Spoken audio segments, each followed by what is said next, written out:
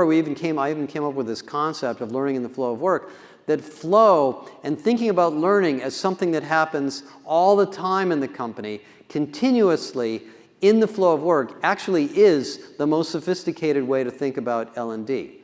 And it's a relatively small number of companies that are doing that today, but I think it's going to become more and more. Now, how do we get there from here? What's really happening? Well, first of all, we've got a lot of facilitators that are making this possible that were not possible before. The first is technology standards. The XAPI, which some people are a fan of, some people aren't, is actually in some ways kind of a breakthrough.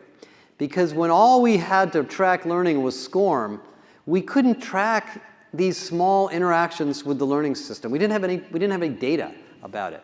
Now we know, your talent platforms know, when somebody's reading an article, how much time they spent on something, what type of asset they're looking at. And so there's a category of tools now that's allowing you to really diagnose what parts of your learning experience are being used and what parts are not. Second, people are shifting in their usage.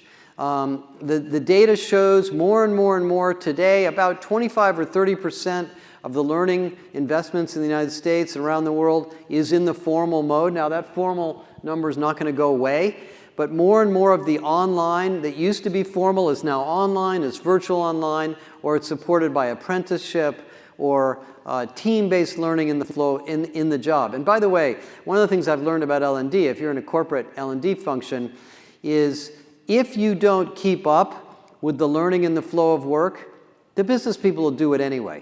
They're going to do it without you.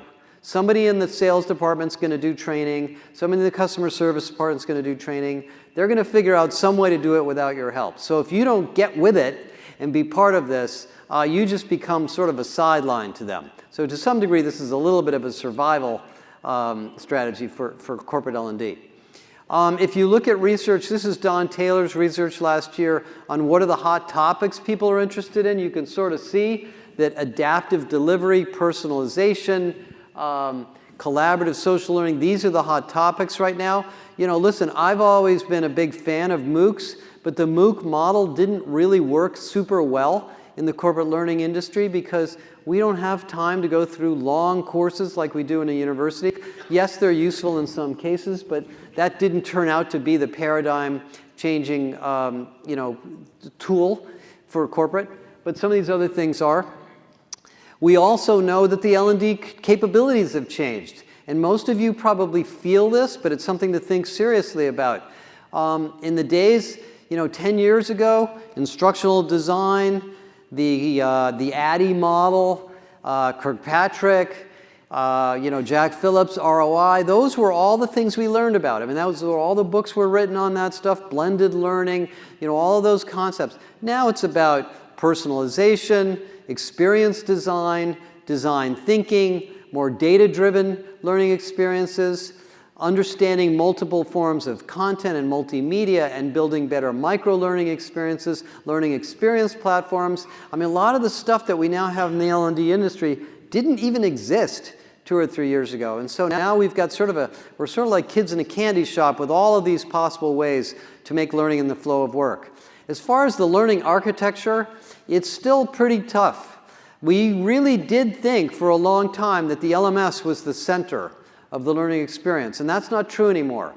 And I was a part of that. I mean, I worked with a lot of LMS companies. Today, I would say the LMS has become more like the mainframe in the basement.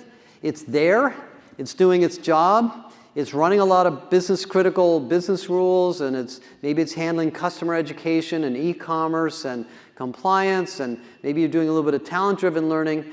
But most companies are finding out that the user experience of the LMS is not able to keep up with this learning and flow of work. Now, I'm not saying the jury's out on the LMS market. The LMS vendors are very scrappy software companies. They're going to build better front ends as fast as they can.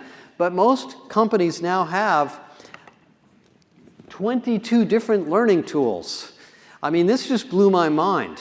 It's getting more complicated, not simpler. And I think one of the things you really need to do to be successful, we were talking about this morning, is you need to have somebody in your company who is like an architect, who looks at the tools that are out there and comes up with some sort of a rational sort of tool set of what you're going to standardize and what you're not going to. You know, you go to these technology shows now and you look at all the tools for learning. Curation tools like Filtered, which allows you to find learning and recommend learning through chatbots. Virtual reality tools like Striver that can virtually put you in a real-world situation. The learning experience platforms, the new assessment tools. I mean, there's a lot of technology out there. And the LMS, unfortunately, is not the center of all that. Now, I built this particular chart maybe 9 months ago. It's probably slowly becoming out of date.